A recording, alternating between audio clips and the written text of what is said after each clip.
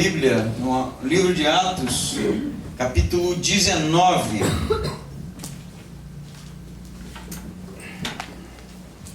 Atos, capítulo 19. Você já se sentiu como se uma fase da sua vida tivesse terminado e outra tivesse sendo iniciada? Pergunta subjetiva, né? Porque a gente identifica muitas vezes esse ciclo em muitas instâncias, né? Seja na instância profissional, sentimental, financeira.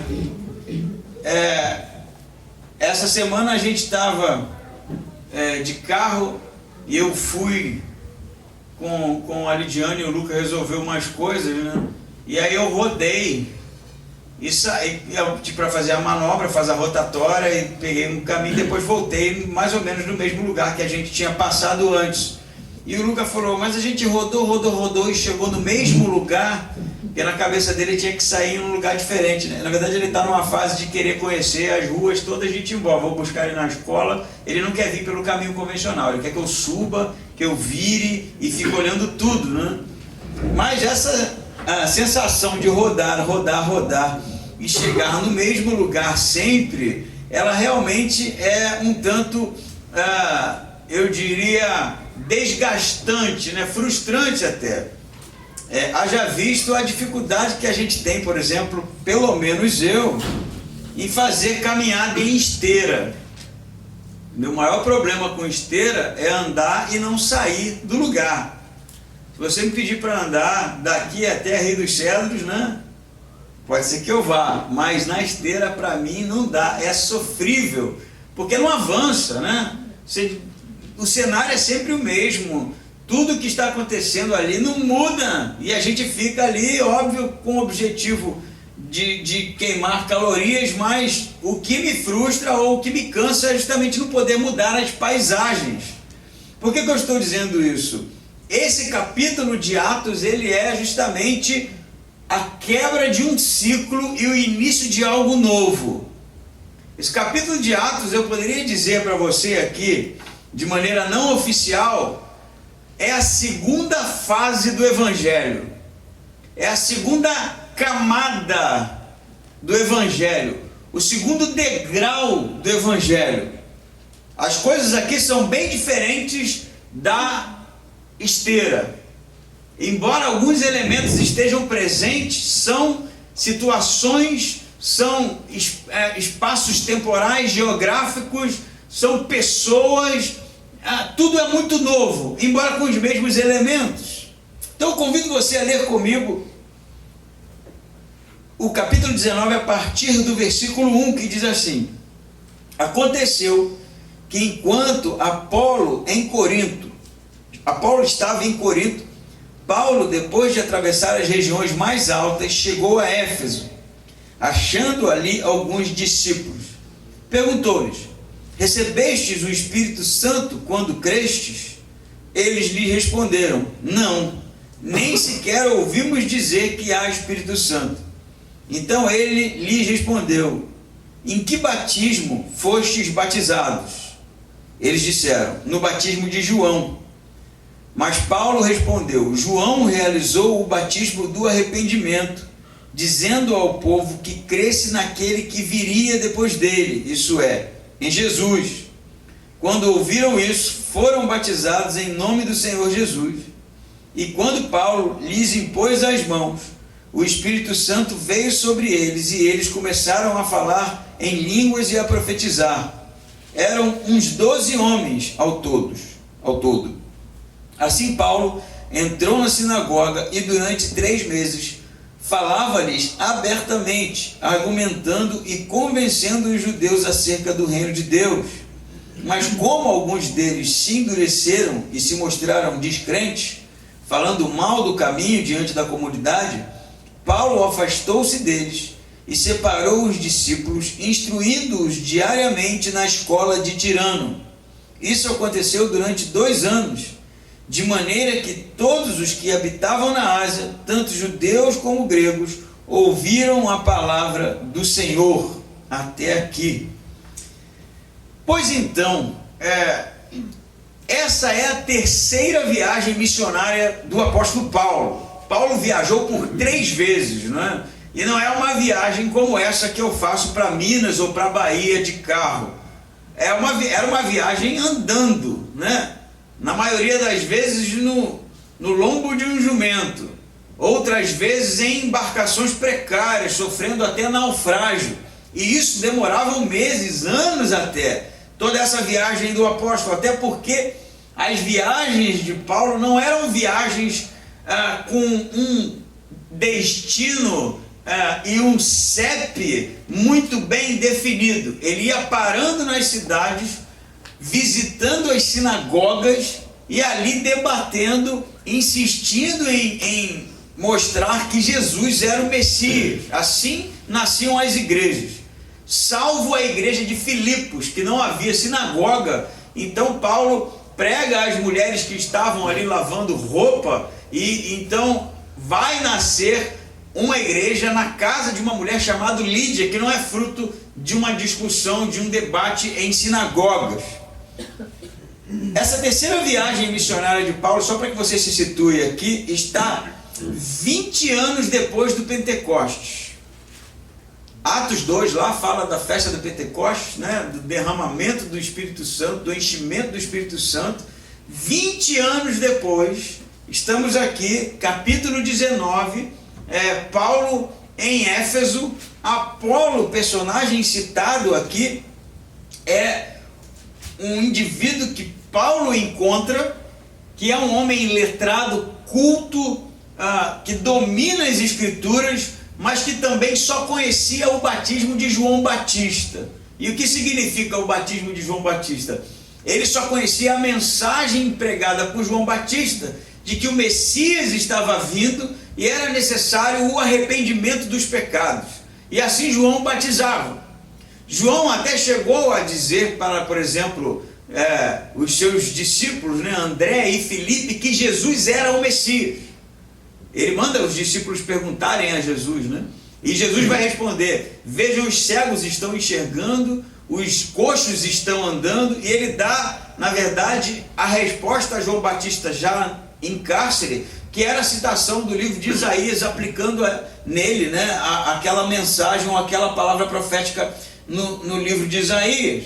Então, a mensagem de João Batista era até Jesus como Messias, mas não ultrapassava isso, porque ele morreu antes. Então o texto vai dizer para a gente que Apolo, que foi ensinado, né, porque quando Paulo o conhece, ele não tinha o conhecimento dos evangelhos, ou do evangelho ensinado por Jesus, mas um casal chamado Áquila e Priscila, que eram romanos, que foram expulsos de Roma por causa da perseguição aos cristãos e tiveram que voltar, foram os discipuladores de Apolo. Eles complementaram a pregação de João, ensinaram a Apolo o conteúdo do evangelho ensinado por Jesus. Com Paulo aqui na cidade de Éfeso acontece a mesma coisa, não é?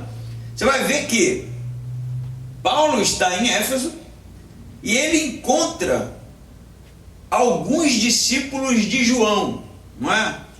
Então, esses discípulos de João, eles provavelmente foram judeus de origem grega, batizados por João Batista e agora residentes em Éfeso, provavelmente judeus helênicos, porque muita gente foi batizada por João Batista. Muitos judeus que iam a Jerusalém, a Israel, se encontravam com João Batista com aquela mensagem de arrependimento e da vinda iminente do Messias.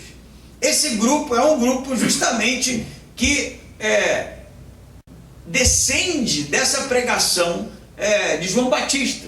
Judeus gregos, judeus helênicos, que foram ensinados acerca do arrependimento, acerca da vinda iminente do Messias e provavelmente sobre Jesus, porque Paulo vai dizer para eles, versículo 2, perguntou-lhes: recebestes o Espírito Santo quando crestes?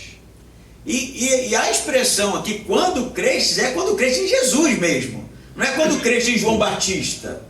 A crença deles provavelmente era de que Jesus era o Messias, mas não avançou, porque João Batista padece, eles vão embora, né, para a sua terra de origem, apesar de serem judeus helênicos, viviam em Éfeso, e ficaram lá 20 anos, né, depois, na verdade, 23 anos depois, desde o início do ministério de Jesus até o tempo atual, reclusos, mantendo ali a doutrina de João, mantendo os ensinamentos de João, mas, de certa forma, ensinamentos incompletos. Não que João Batista pregasse alguma coisa incompleta. Ele pregava justamente a vinda do Messias, esse era o ministério dele. Mas esses apóstolos não conheciam que o Messias de fato havia morrido, ressuscitado, havia enviado o Espírito Santo, isso tudo era desconhecido para eles. Então, para que você se situe, eles eram crentes em Jesus, mas não no Jesus ressurreto. Eles eram crentes no Jesus messiânico, ensinado por João Batista. Então Paulo vai perguntar: recebestes o Espírito Santo quando crestes? E eles vão responder: não, nem sequer ouvimos dizer que há Espírito Santo. Muita calma nessa hora. Eles não estão dizendo que eles desconhecem o Espírito Santo, porque eles são judeus. E nenhum judeu que o valha, né, tem desconhecimento do Espírito Santo, que eles conheciam o Espírito Santo que foi usado para ungir Saul, para ungir Davi, que usava os profetas. Eles sabiam o que era o Espírito Santo. O que eles não sabiam é que o Espírito Santo havia sido derramado segundo o acontecimento histórico em Atos 2. Isso eles não sabiam. Eles não tinham essa informação. Não é que eles desconhecem o Espírito Santo, porque isso é ridículo no texto. Judeus que não conhecem o Espírito Santo não faz sentido. Até porque João Batista era cheio do Espírito Santo, então não faz sentido, mas faz sentido eles não terem ouvido, não terem o conhecimento de que a profecia de Joel havia se cumprido e que o Espírito Santo havia sido sim derramado sobre toda a carne. Então, no versículo 4, Paulo vai iniciar a segunda parte do discipulado que eles precisavam ter. E Paulo vai dizer, mas Paulo respondeu: João realizou batismos de arrependimento, dizendo ao povo que crescem naquele que viria depois dele, isso é, Jesus. E aí quando eles ouvem o conteúdo, né, embora o escritor pare por aqui, o escritor não diz tudo que Paulo ensinou, mas Paulo está introduzindo mesmo Jesus, e provavelmente entrou na morte e ressurreição de Cristo, Assunção, ascensão e vinda do Espírito Santo. Eles entendem e agora são batizados no batismo de Jesus. Há uma discussãozinha aqui do porquê deles terem sido batizados duas vezes, no batismo de João e agora no batismo de Jesus. Isso não é muito difícil de entender, porque o batismo de João era só até o arrependimento, a mensagem chegava até aí: vocês são pecadores, né? O machado já está colocado na raiz, dizia João Batista, o juízo é iminente, vocês precisam se arrepender. Mas o batismo agora que Paulo leva esses discípulos a fazerem é um batismo daquele que professa Jesus como Senhor e Salvador. Está aí, né? Para quem tem dificuldade em entender os batistas, que foram sempre chamados de rebatizadores, né? O nome batista quer dizer batizar, batismo, imersão, e provavelmente descende dos anabatistas, embora haja uma discussão sobre esse tipo de origem, mas os anabatistas eram rebatizadores, porque eles rebatizavam todos aqueles que vinham de outras crenças e não tinham o conhecimento integral da doutrina cristã, não é? Mas onde é que eu quero chegar com isso tudo aqui? Eles são batizados, mas Paulo, ele vai ser aqui justamente o personagem que vai completar aquele conteúdo, né? Aquela informação, e a completar com o evangelho integral aquilo que era ausente no conhecimento daqueles homens. O que me leva a pensar que até aqui o conteúdo que eles possuíam, embora fosse saudável, porque João Batista era alguém usado por Deus, não era suficiente para que eles tivessem o Espírito Santo. Até aqui o conteúdo que eles receberam, embora tenham sido muito bem discipulados por João embora tenham passado pelas águas do arrependimento, não era suficiente para a salvação, porque a salvação só se dá através do Espírito Santo. O que me leva, quem sabe, a questionar, por exemplo, que tipo de evangelho tem sido ensinado por aí, e se esse evangelho que tem sido ensinado é suficiente para que as pessoas recebam o Espírito Santo e sejam salvos. Porque se o evangelho for incompleto, se a mensagem for parcial, se não houver algo de fato integral no conteúdo ensinado tanto por Jesus, quanto pelos apóstolos, quanto por Paulo, o apóstolo dos gentios, não é suficiente. Por isso há necessidade de aqueles que têm justamente o conhecimento do que é o evangelho em sua essência, de ensinar. Porque se a gente não abrir a boca para ensinar aquilo que a gente crê, se a gente não tiver justamente o conhecimento da crença cristã, a gente vai estar, na verdade, limitando as pessoas de maneira que elas não terão acesso à salvação, não terão acesso ao Espírito Santo. E convenhamos, o que tenho visto por aí, o que nós vemos por aí a todo tempo, é justamente esse tipo de evangelho pela metade. Tem Jesus, tem Espírito Santo, mas tem um tanto de outra coisa que não tem nada a ver. E aí a gente fica no final da história achando que tá bom. Não tá bom, é crente. Peraí, cara. Pô, eles foram discipulados por João Batista, cara. Não foi pelo Jôcio. João Batista. Mas não tinha o Espírito Santo. Por quê? Porque não aprenderam até a ressurreição. E eu me lembro de um episódio em Chapecó. E a gente estava numa rodoviária lá, fazendo um barulho lá, o Jaro com acordeon, a gente com o violão ligado, tocando, juntando um monte de gente, bêbado, dançando, daquela coisa, né? Atrai a galera, aí depois para tudo, pum, evangeliza, prega, né? E tinha um rapazito encostado na pilastra, vendo tudo, ficou um tempo ali assistindo tudo e tal, e eu me aproximei dele, e falei, tudo bem? Ele falou, tudo bem. Eu falei, e aí, você é de alguma igreja? Perguntinha clássica, né? Aí dependendo do que ele disser, a gente traça uma estratégia. Ele falou, sou sim, sou da Universal do Reino de Deus. Eu falei, ah, tá. Quanto tempo? Tem 7 anos, ele falou. Eu sou obreiro. Eu falei, ah, que legal. Aí eu falei, posso fazer uma pergunta? Ele falou, pode. Eu falei, por que é que Jesus morreu na cruz? Ele não sabia. Ele deu todo tipo de resposta, menos a que precisa. Ele disse, Jesus morreu pelos meus pecados. Aí eu falei assim, por você ou pelos seus pecados? E aí ele já, pelos meus pecados. Então, você deixou de pecar então? Ele, não. Eu falei, então, que valeu a morte de Jesus? Ele falou, não sei. O final da conversa foi ele dizendo que a salvação é pelas obras. 7 anos. 7 anos. E eu falei para ele, você está enganado. A salvação é pela graça. E ele demorou a entender isso. 7 anos de nada. Entende isso? Então, para onde que a gente vai? A gente vai justamente caminhar com um papel de responsabilidade na pregação e no ensino das pessoas. É necessário. Não adianta a pessoa dizer que está em igreja X e Y, se essa igreja X e Y não professa o Evangelho Salvador. Não é só ter Deus na boca, não é só ter o adesivo de Jesus no carro, não é suficiente. Ela precisa entender, e para que ela entenda, a gente precisa falar, dizer, se manifestar.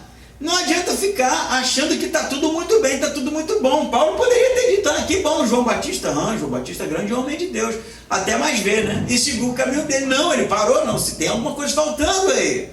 Da mesma forma, eu penso, nós enquanto crentes que temos a informação, eu me permita a palavra, mas tenho orgulho de fato de ser batista, porque eu conheço o conteúdo teológico dos batistas e é saudável, é algo que tem aplicação, que se dedica tempo ao estudo, tem seminários bons, professores bons, bons autores.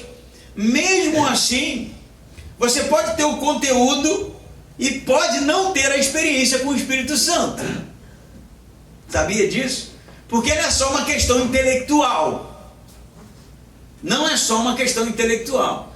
é necessário também, da mesma forma que aqueles que ouviram o Evangelho meia boca, terem contato com o Evangelho em sua integralidade, com justamente a maneira com que Deus derrama o seu amor através do seu Filho naquela cruz, por amor a nós, e não aquele Evangelho marromenos, né? Que ao mesmo tempo tem uns que dizem que você é filho do rei, que você tem que dar ordem que as coisas vão acontecer, que você vai ser rico e assim sucessivamente, aquele evangelho louco, como aquele outro evangelho também que diz que você é um nada, um zero à esquerda, que só merece o inferno, que se não fosse Deus ter pena de vocês também não é evangelho. A gente precisa ter um conteúdo saudável que fala do amor de Deus através de seu Filho na cruz. Mas ao mesmo tempo é necessário também, entendo a compreensão do conteúdo, ter uma experiência com Deus. Porque você pode saber tudo bem, né? Ter todo o conhecimento literal, teológico, filosófico, intelectual e não ter uma experiência com o Espírito Santo. Sabia disso? E aí o que Paulo vai fazer aqui é justamente levar esses homens a compreenderem e serem batizados no Espírito Santo e falarem em línguas e profetizarem, porque de fato estão tendo uma experiência com Deus. Eu não estou dizendo que a experiência é falar em línguas, nem sempre. O próprio Paulo tinha o Espírito Santo e não tem uma passagem sequer dele falando em línguas, né? O próprio Apolo, que era um homem erudito, também nunca foi dito que ele falou. Não é sobre falar em línguas, é sobre ter uma experiência com o Espírito Santo, não no conjunto da intelectualidade, não de saber quem é o Espírito Santo, não de saber o que o Espírito Santo faz, seus atributos, suas características, é conhecê-lo, é vivenciar algo de fato, buscar isso. E não é buscar levantando as mãos, né, na hora da música. Isso é algo muito interessante, porque olha o que está acontecendo aqui. Toda vez que alguém tem esse tipo de experiência no Novo Testamento, e com ênfase no livro de Atos, não é algo fruto de um congresso de adoração. Não estou dizendo que o Espírito Santo não possa fazer isso, mas o que está no Novo Testamento não é bem isso. A experiência com o Espírito Santo é fruto do sair, do encontro, sabe? No caminho, não é? Inclusive o texto depois vai acender isso aqui, porque alguns judeus falavam mal do caminho, e a gente sabe que o caminho era justamente o nome que os cristãos levavam, né? O caminho porque seguiam Jesus, que era o caminho, e porque eles não tinham paradeiro, viviam como andarilhos, porque a experiência com o Espírito Santo tem a ver com esse movimento, tem a ver com 20 anos depois, Paulo na estrada encontra uns caras que estiveram em Jerusalém, ouviram a mensagem de João Batista, agora estão ouvindo a mensagem de Paulo e que não vão ficar estáticos. A gente vai ver o que vai acontecer na história aqui, mas o que eu quero salientar é isso. Ao mesmo tempo, há necessidade de um evangelho claro, objetivo, limpo, né, em sua essência, sem nenhum tipo de mácula, para que haja a conversão, a compreensão, o convencimento, o recebimento do Espírito Santo. Há também a necessidade de ter não só o conteúdo intelectual, mas uma experiência com Deus. Senão a gente vai ser como tantos teólogos, filósofos, eruditos das línguas antigas, que têm o conhecimento de todo o Novo Testamento, mas não são crentes. A gente até conversava no grupo dessa semana. Eu tenho livros lá em casa, como por exemplo Dominique Crossan. É material acadêmico, é top de linha. Tu vai ler lá a tradução do cara, crítica textual do cara, é coisa assim, de nível de primeiro mundo. Você sabia que ele não acredita que Jesus ressurgiu dos mortos? Não, ele não acredita não. Ele fala abertamente, Jesus é um mito. Você fala, mas como você pode ler esse cara? Não, mas a parte de crítica textual dele é profundo, o cara sabe. Mas o cara não crê, cara. Então, o que adianta o conjunto de crenças no campo da intelectualidade se o cara não tem experiência com Deus nenhuma? O que é outro, pior que esse ainda, Bar Ehrman. Esse aí foi pastor batista, pastoreou durante alguns anos, cara PhD, escreveu um livro pra caramba, também erudito em línguas antigas, formação top, high definition, né? É agnóstico. Ele simplesmente não acredita que houve uma ressurreição. acredita no Jesus histórico, mas acha que aquilo ali, no final da história, foi uma construção. Mas é livro top, cara. Estudo, eu leio isso. E os caras não são crentes. Eu estou falando de dois, mas tem muito mais. Pessoas que têm o conhecimento, mas não têm uma experiência com Deus. E isso é importante. Eu quero acreditar que nenhum de nós se enquadra nisso, não é? E quando eu falo de experiência com Deus, volto a dizer, experiência com Deus é de fato sentir-se tocado por Deus, a ponto de ter a sua vida mudada por Ele, sabe? Não é um frio, não é um calafrio, não é um choro, não é um arrepio, é ter a vida mudada e saber disso. Se isso não aconteceu com você ainda, tranque-se no seu quarto e não saia de lá, em oração até que Deus lhe toque. Entende isso? Insista, eu quero ser transformado. Se a nossa crença é só no campo do social, do intelecto, não vale, não tem serventia. Precisa haver de fato um toque de Deus, e isso você vai saber quando acontecer. Não vai ser manifestação de línguas e nem nada disso que vai ser a certeza, a convicção de que Deus te ama profundamente, que Jesus morreu na cruz por você, e a sua vida vai mudar, e as suas prioridades vão mudar, e o rumo que você dá, justamente a sua trajetória vai mudar. Isso eu tenho certeza. Eu não posso dizer o que você vai sentir, não posso, mas eu sei que as coisas mudam, e quando não há mudança é porque não aconteceu nada. É porque não aconteceu nada. E você pode estar pensando aí, mas caramba, o que tem que acontecer, né? O que eu tenho que sentir? Eu não sei, porque isso é pessoal demais, sabe? Mas eu sei o que Jesus fala, e é muito sério. Jesus diz: pelos frutos os conhecereis, tanto para os maus quanto para os salvos. Não é uma salvação por obras, mas é uma salvação que produz fruto, que produz crescimento espiritual, que produz maturidade, que produz mudança. Não é estático. Olha isso aqui, 20 anos depois, a coisa como é que está em movimento. Não é estático, não é parado, não é fincado no chão, não é enraizado, tem mudança. Eu conheço muita gente. Desde a sua conversão, eu batizei pessoas, eu já vi pessoas caminhando, engatinhando na fé, e que não mudaram nada, 10 anos depois. E ao mesmo tempo eu conheço pessoas que você vê, não é a mesma pessoa, não tem como ser. Percebe isso? Não sou eu o juiz desse tipo de coisa, mas é perceptível. Então eu acho uma análise pessoal que tem que ser feita.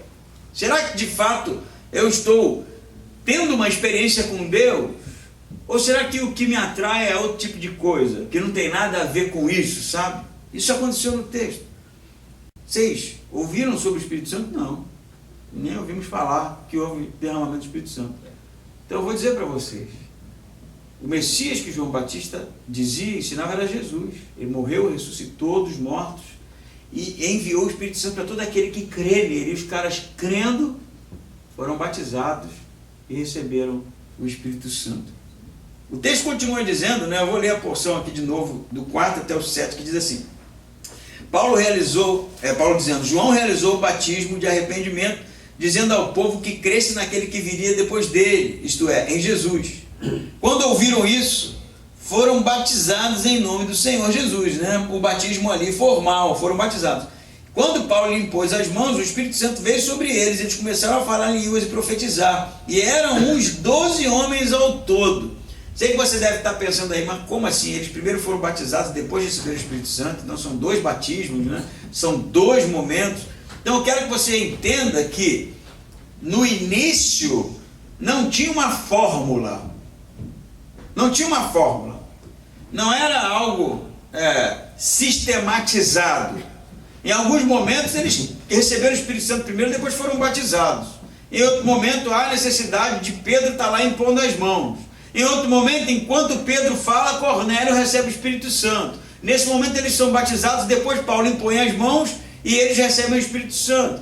Então, na verdade, o autor, ele tem a intenção de dizer para nós que assim como Pedro, assim como João, que foram apóstolos, discípulos de Jesus, andaram com Jesus, eles tinham uma autoridade de impondo as mãos as pessoas receberem o Espírito Santo, que Paulo também tem. É isso que ele quer dizer. Paulo impôs as mãos, como Pedro impôs as mãos, como João impôs as mãos, e eles receberam o Espírito Santo.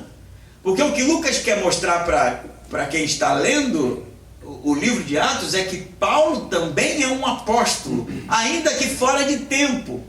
O próprio Paulo diz isso, né? Um chamado fora de tempo.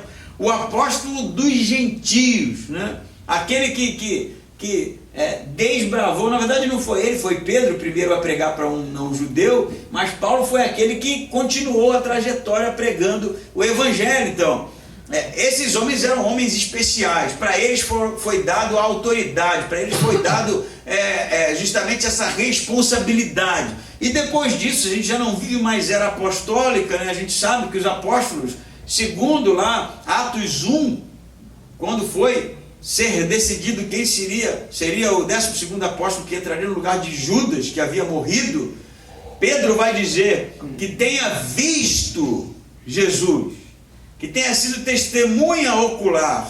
Então o apóstolo é aquele que foi testemunha ocular de Jesus. Então, se eles puderam ali fazer todo um sistema de decisão e colocar Matias, que era um homem cheio do Espírito Santo, que havia conhecido Jesus. Hoje não há mais apóstolos, hoje não precisa de imposição de mãos, nós não vivemos mais era apostólica. Hoje o recebimento do Espírito Santo é através da conversão, é através do convencimento que o próprio Espírito Santo causa ao abrirmos a boca. Então, tem nada de segundo batismo aqui, tem uma tentativa do autor justamente de mostrar que Paulo tem autoridade como os outros apóstolos, e é para esse caminho que Atos vai, né? Atos agora só vai falar do apóstolo Paulo até a sua prisão. Muitos vão dizer, inclusive, da possibilidade de Lucas ter escrito 3 livros, porque era comum fazer uma trilogia no mundo antigo. E aí Lucas teria escrito o Evangelho de Lucas, o livro de Atos, e o livro de Atos seria um documento para mostrar ou tentar livrar Paulo da morte. E ele narra toda a trajetória de Paulo até a sua prisão, tanto que o livro não fala da morte de Paulo. E Hebreus teria sido uma terceira produção de Lucas. Nós não sabemos sobre Hebreus, tá? Tem discussão sobre Paulo, ou Apolo, ou Lucas, mas o que eu quero mostrar para você é que ele tem uma intenção no livro. E não é falar sobre o segundo batismo, é falar sobre Paulo e a autoridade que ele tem espiritual, de impondo as mãos as pessoas também receberem o Espírito Santo. Tendo isso dito, eles falam em línguas aqui, não é? E profetizam. E aí você vai falar, mas que língua que eles estão falando? É a língua dos anjos, né? É impressionante como, quando você estuda os comentaristas, né? E alguns cedem aqui. Eles falam assim, né? Não seja radical aqui, porque a língua que eles estão falando não é idiomática, porque o texto não diz. E assim, é hilário perceber esse tipo de coisa, porque quando se fala no Novo Testamento sobre ressurreição, só tem um evento de ressurreição, o evento narrado pelos evangelhos, não tem outro. Mas ninguém precisa, ao escrever e na ressurreição, dizer que foi Jesus que ressuscitou justamente naquele terceiro dia. Ele não precisa dizer tudo. Quando ele fala ressurreição, ele está trazendo à tona o evento da ressurreição. Quando se fala línguas, está se referindo ao evento original de Atos 2, sempre isso. Ele não precisa dizer que língua que é, ele precisa dizer que tipo, porque ele está escrevendo para um público que sabe do que se trata. Fala assim, falaram em línguas. Que línguas? É o que Pedro vai dizer. Falaram em línguas assim como nós no início. Pedro vai dizer sobre Cornélio, é sempre no início, é sempre Atos 2. E todos ouviam falar na sua própria língua materna. Isso está acontecendo aqui, de novo, a extensão do Pentecostes de Atos 2, eles estão falando em idiomas aqui. Não é língua de anjo, não é língua embolada, não é nada. Tanto que a palavra no grego é glosse. E glossa é tradução, vem de glossa, que é idioma mesmo. Eles estão falando em outras línguas e profetizando. E profetizar é falar de coisas vindouras, coisas futuras, né? Como provavelmente a segunda vinda de Jesus, esse tipo de coisa. Mas por que eles falam em línguas? É a pergunta. Por que esses episódios, todos eles, na sua maioria, né? Tirando os samaritanos, por que eles falam em línguas? Por que Cornélio fala em línguas? Por que esses caras aqui em Éfeso estão falando em línguas? O que isso representa? Para onde isso aponta? Para o Evangelho a todas as nações.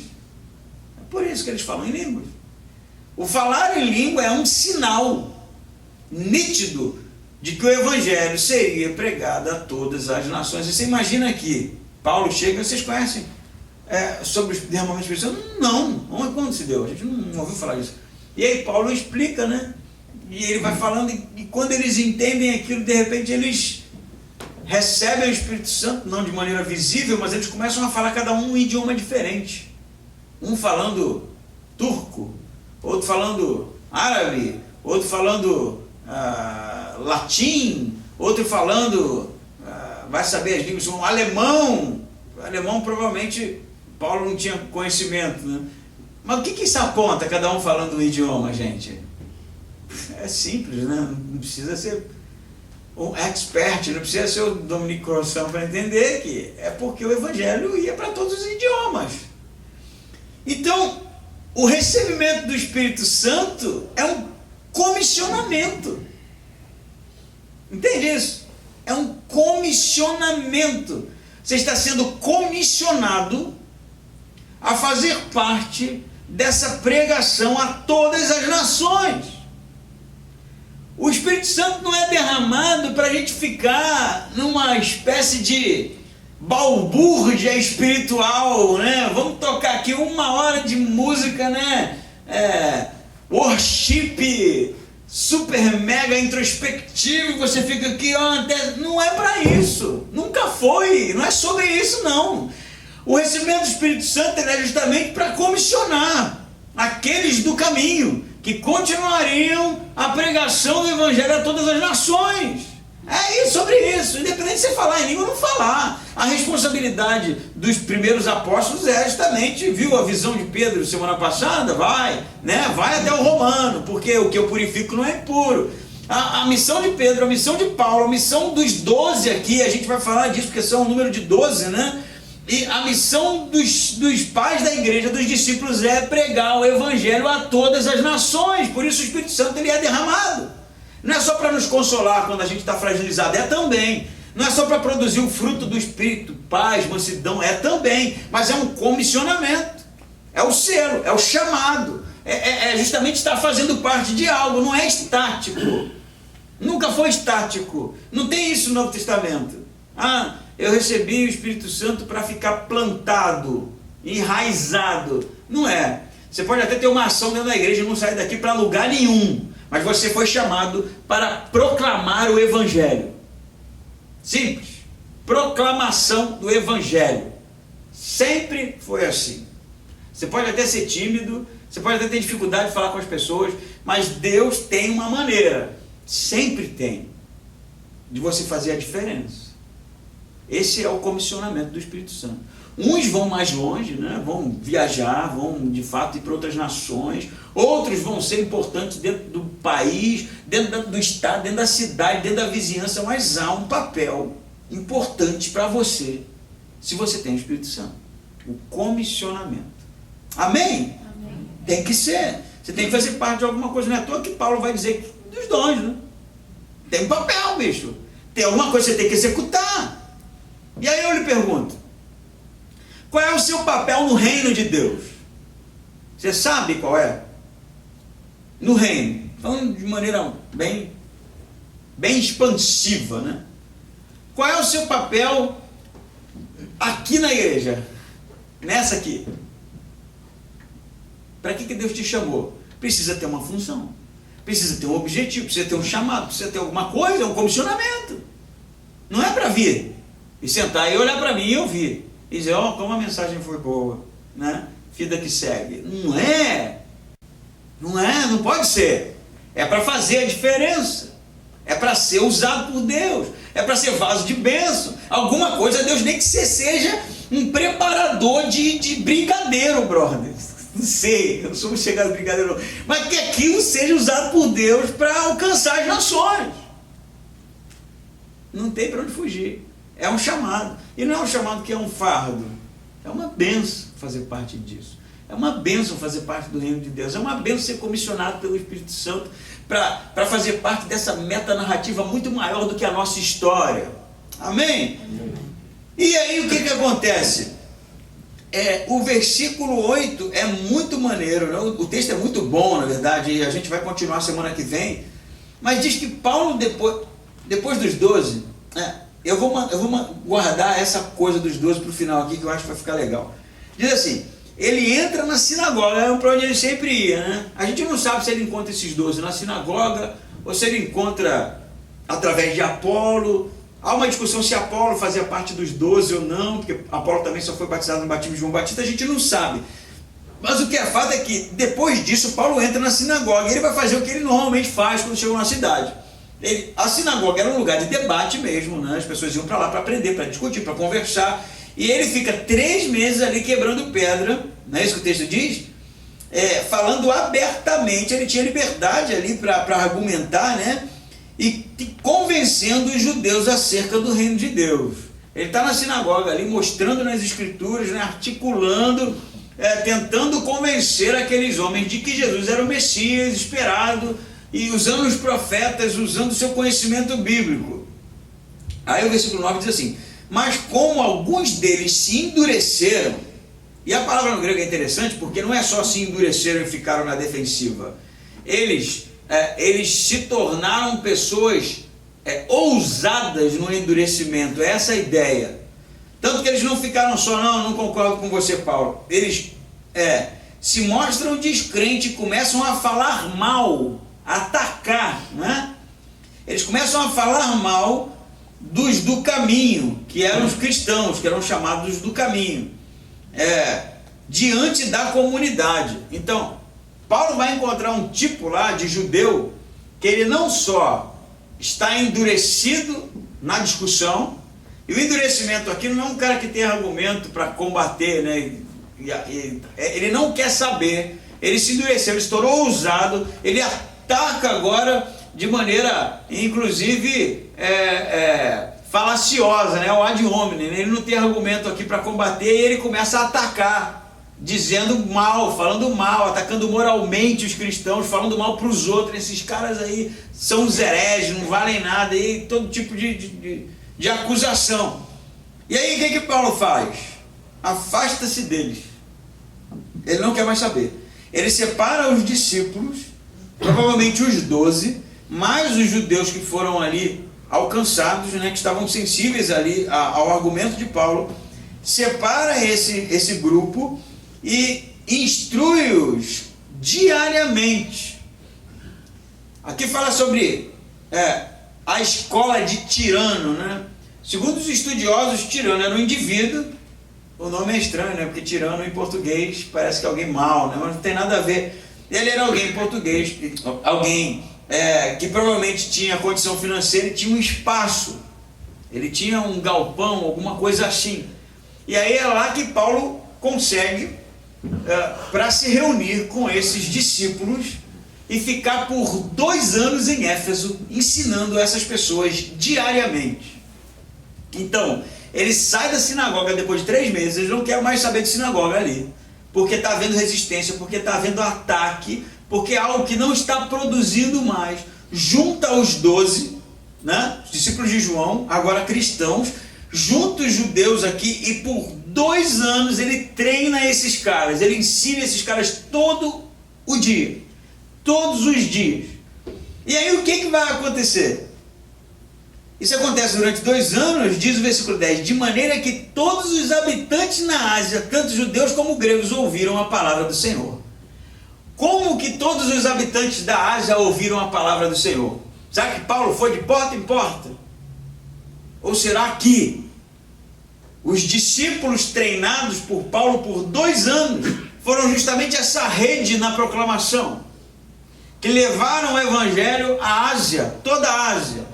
Será que a ideia no texto não é justamente esse tempo que Paulo dedica ao conhecimento, ao ensino, ao estudo apologético da fé, não gerou aqui um movimento para esses que estavam estagnados aqui do batismo de João a avançarem, a proclamarem, a ponto de toda a Ásia ter conhecimento do que era o evangelho? E me parece que é isso que está acontecendo aqui. O que acontece é que justamente esse empenho do apóstolo, esse investimento naquilo que estava frutificando, esse desejo dele de querer compartilhar, de querer ensinar, de querer fazer discípulos, de querer produzir pessoas com conhecimento, gerou justamente a pregação do evangelho a toda a Ásia. É isso, não era Paulo sozinho, era uma rede. Vai sair, na verdade, desse discipulado de Paulo, muitos que foram plantadores de novas igrejas. Então, o que é interessante nesse texto? Sim, ele fala do ensino, fala da importância do ensino, fala do desejo do aprendizado, não é? Porque eles estão desejosos, eles são todos os dias treinados por Paulo, eles estão lá. O texto não está dizendo assim, Paulo ia todo dia, mas às vezes o outro não faltava. Eles estão todos os dias interessados em conhecer, e eles ficam por quase um seminário, né, bicho? Se eu hoje faço 4 anos, né, de seminário de bacharel, faço mestrado, para estudar os textos paulinos, pô, eles estão tendo 2 anos com Paulo direto. Né? Às vezes alguns até dizem assim, né, não precisa fazer seminário, precisa estudar. Os apóstolos não fizeram seminário? Não fizeram não, eles só estudaram com Jesus, né? 3 anos diretamente com Deus. Não era com o meu professor de teologia, né? Não era com o Jairo, que tem formação em grego antigo. Não era, não. Era Jesus direto aqui, ó. Que ressuscita, inclusive, põe a mão aqui, já entendeu? Ou quer algumas horas a mais, né? Para que eu ensine para você. Não precisa. Óbvio que precisa. É óbvio que precisa. Eles estão tendo 2 anos com Paulo, explicando ali todo dia. E aí vai gerar o alcance, né, justamente enorme do evangelho em toda a Ásia. Aí você vira para mim e fala assim, nós temos que alcançar Timbó. Vem nos estudos. Se não, você quer que eu faça o quê? Põe uma placa na frente da minha igreja, Jesus te ama. Colhe no para-brisa do meu carro. Isso não resolve, é você, sou eu. É a maneira com que a gente aprende, lida, cresce e a gente prega e as pessoas são alcançadas. Quer alcançar Timbó, quer fazer diferença em Santa Catarina? Venha na escola bíblica, venha no culto, leve a sério os grupos, leve a sério o tempo que a gente dedica. Me encha um saco dizendo, Jô, eu quero aprender, eu quero saber. Vai, me perturba para retomar o discipulado, porque eu parei que não tinha ninguém, só tinha a mesma pessoa sempre, tive que parar, né? E eu nem fui 2 anos igual o Paulo aqui, né? Foi o quê? 2 meses? 2 meses, né? Mas a gente às vezes entra nessa noia assim, não. Ai, Timbó, velho. O que dizer, né?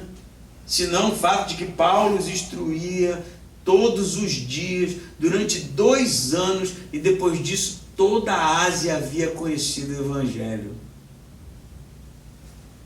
É com nós. Mas tem um detalhe aí. Percebe que Paulo priorizou algumas coisas? Que ele abriu mão de outras? Paulo é um cara estranho. Eu lhe digo. Por que ele é estranho? Ele tem essa paranoia com sinagoga. Mas é só esperar. Conta 2 dias, está Paulo na sinagoga de novo. Aqui ele parou, não quer mais saber. Não, esse negócio de sinagoga está errado aí, ó. Aí você vai ler as cartas, está Paulo em sinagoga. Você vai ler o próprio livro de Atos, daqui a pouco está Paulo enfiado em sinagoga, está Paulo quebrando pau, está Paulo sendo perseguido, sendo apedrejado, sendo esculhambado, mas ele não para com esse negócio, né? Provavelmente tinha um pessoal assim, Paulo, para com isso. Chegava na cidade, né, ele, Timóteo, como por exemplo, que andou com ele Lucas. E aí, para onde a gente vai, Paulo? Você deu um rolê aí na cidade, viu uma sinagoga? Não, Paulo, sinagoga não, vai dar problema. Não, é só uma passadinha lá, só para rever o pessoal, e dava problema. Agora o problema de Paulo, ele vai dizer isso na sua carta aos Romanos.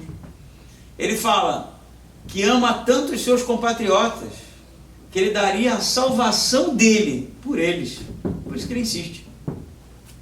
Ele sabe que dá problema, ele sabe que são esses caras que vão prendê-lo e entregá-lo para Roma, provavelmente ele vai morrer. Mas ele não abre mão, porque ele ama aquela gente ruim lá do Antigo Testamento, né? Na verdade, daqui, os perseguidores, eu estou falando, gente ruim, os judaizantes, né?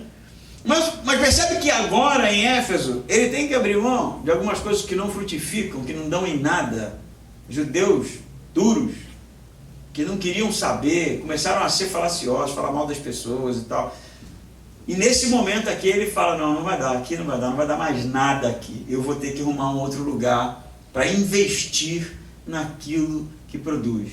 Eu acho que é essa a parada. Quer alcançar Timbó, quer alcançar Santa Catarina, quer crescer, sim, a gente tem que dedicar tempo aos estudos, ao nosso crescimento, sim, para nós sermos essas ferramentas, mas nós precisamos abandonar algumas coisas que não produzem nada. E às vezes é tradição, às vezes é religiosidade, às vezes são vínculos, às vezes são, tarefas, uma maneira de viver que não está produzindo nada. Precisa ser abandonado, porque aquilo está tomando tempo, porque aquilo está distraindo, porque aquilo está tirando o foco. Entende? Tem muita coisa na minha vida que é bagaceira, eu sei que é. Eu gosto de, por exemplo, ver vídeo de instrumento musical, já disse isso muitas vezes, né? Mas de vez em quando eu dou uma exagerada.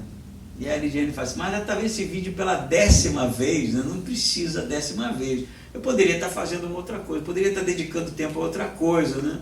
E eu estou dando um exemplo tão ridículo, né? Que é o tempo que eu passo na internet procurando algumas coisas, mas eu sei que isso é muito mais elástico. Isso pode ser muito bem aplicado a tantas áreas da nossa vida que a gente está dedicando um tempo excessivo e aquilo não produz praticamente nada. É distração. E a gente às vezes até arruma uma desculpa para continuar, né? Não, mas eu sei que, vai dar alguma coisa. Mas nitidamente, para você fica claro que tem coisas que você investe que frutificam e tem coisas que não. E Paulo vai abrir mão, pelo menos em Éfeso, da sinagoga. Eu poderia aqui falar para você, fazer um apelo bem chavão. O que tem sido a sinagoga na sua vida, né? Típico de pastor batista. Mas vale. O que tem te prendido, te enraizado, te distraído, consumido suas energias, gastado o seu tempo e que não tem produzido nada? E ao mesmo tempo, o que é que você já percebeu que se você colocar força, gastar tempo, investir suas energias, produz? Produz para o reino de Deus, produz para a salvação, produz para o alcance de outras nações, e isso precisa ser prioridade na sua vida. Porque quando for prioridade, quem sabe vai ter um versículozinho sobre nós no céu, e toda a Catarina, né, aqui toda a Ásia, ouviu do Evangelho. Por quê? Porque houve tempo, houve o desejo de gastar tempo naquilo que Deus de fato está interessado em usar. Mas você sabe de uma coisa interessante? Eu comecei falando sobre ciclo, segunda etapa, segunda fase, né? E eu vou concluir isso. São 12 discípulos de João Batista que recebem o Espírito Santo. E a gente sabe que o ministério de Jesus tem início com João Batista, recebendo o Espírito Santo. Então, é interessante como Deus inicia uma nova fase com 12 judeus gregos, no mundo gentio, o Evangelho a todas as nações, da mesma maneira que iniciou com João Batista, ali vendo o Espírito pousar sobre Jesus, para o Evangelho aos judeus. É o fechar do ciclo. Por isso, 4 momentos, né, de recebimento do Espírito Santo. Você percebe isso nitidamente: judeus, meio-judeus, gentios, e agora os 12 discípulos de João, que vão levar o Evangelho a toda a Ásia. Não é mais sobre Jerusalém, é sobre o mundo agora. É uma maneira de Deus honrar quem foi João Batista, que não pôde batizá-los no Espírito Santo, e é uma maneira de Deus continuar a segunda fase, que é a pregação a todas as nações. Qual é a nossa fase? É a última. É a última. Não é a primeira nem a segunda, não, é a última. Nós já estamos às portas da vinda de Cristo. O que precisa mais acontecer senão a aparição do anticristo, né? Se é que já não está por aí, para que a gente entenda que a coisa é séria, que há uma responsabilidade nossa, indivíduos que possuem o Espírito Santo, possuem o Evangelho, possuem a responsabilidade de justamente serem pessoas homens e mulheres usados por Deus na proclamação do reino de Deus. Amém? Amém. Eu acho que é isso. Vamos ficar em pé e orar.